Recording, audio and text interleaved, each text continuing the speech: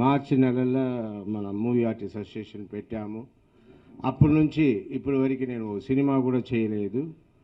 దాంతోపాటు మా ఇంట్లో చాలా చాలా ప్రాబ్లమ్స్. ఎందుకంటే మూవీ ఆర్టిస్ట్ అసోసియేషన్ కోసం ఇంత మెంటల్గా పనిచేస్తున్నావే అని నన్ను తిట్టి లాస్ట్లో చివరికి నా కారు మర్సిడీస్ బెంజ్ పోవడానికి కూడా కారణం ఇదే. ఓకే, ఇప్పుడు చిరంజీవి గారు బ్రహ్మాండంగా మాట్లాడారు. కరెక్ట్, లోకంలో ఇలాగే మాట్లాడాలి, అందరూ కలిసి వెళ్ళాలి, అందరూ కలిసి నడవాలి, అందరి ప్రజాస్వామ్యం అన్నది ఉండాలి. అది బ్రహ్మాండంగా మాట్లాడారు. బ్రహ్మాండంగా మమ్మల్ని అంతా కలిసి నడపమంటున్నారు. ఎస్, కానీ ఇక్కడ ఒక నిప్పుని కప్పిపూస్తే అది ఎలాగైనా పొగ రాకుండా ఉండదు. పొగ వస్తుంది అంటే నేను చెప్పి మీరు మాట్లాడినప్పుడు ఐ డి మీరు చెప్పారు ఉంటుంది.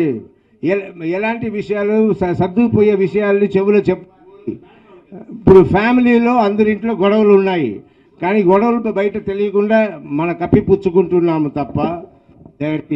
ఇక్కడ నేను చెప్పేది ఒకటి, మనమంతా హీరోలుగా సినిమాలో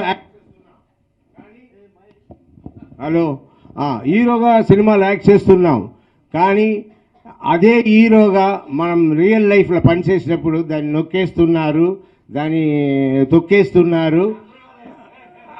వినండి మోహన్ బాబు గారు, వినండి.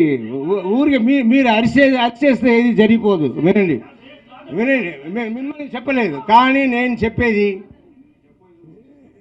చెప్పేది మీరు అందరూ దయచేసి వినండి. ఇక్కడ ఈ మూవీ ఆర్టిస్ట్ అసోసియేషన్లో 26 మందిలో 18 మంది ఒకవైపు, 8 మంది ఒకవైపు. ఇంతకుముందు శివాజీ గారు అండ్ శ్రీకాంత్ గారు జరిగిన దాంట్లో ఏ ప్రాబ్లం జరగలేదు అని చిరంజీవి గారు ఇప్పుడు అన్నారు. దానే ప్రాబ్లంగా పెట్టుకుని నరేష్ గారు ముందుకు వచ్చి వాళ్ళు తప్పు చేశారని మేమంతా గెలిచాము, ఇంక్లూడింగ్ మీ. సో ఇలాగా ఉంది మన మూవీ ఆర్టిస్ట్ అసోసియేషన్. ఈ అసోసియేషన్లో ఇంకా ఏమీ ఫ్రాంక్గా జరగట్లేదు. సరే, నేను ఇలాగే బతుకుతాను, దానివల్ల నాకు నిందలు వస్తారా అని, కానీ నేను సత్యంగా బతకాలనుకుంటున్నాను, నిజాన్ని చెప్తున్నాను. ఏదైనా ఇంత ముందే మాట్లాడి ఇక్కడ తీసుకొచ్చి ఉండాలి. మేము చిన్నపిల్లలు కాదు, అక్కడ వచ్చి ఓ మాట మాట్లాడేసి ఇక్కడ వచ్చి తీసుకొచ్చి అలా కప్పిపుచ్చేయడానికి. ఏదైనా సరిగా నడవాలి.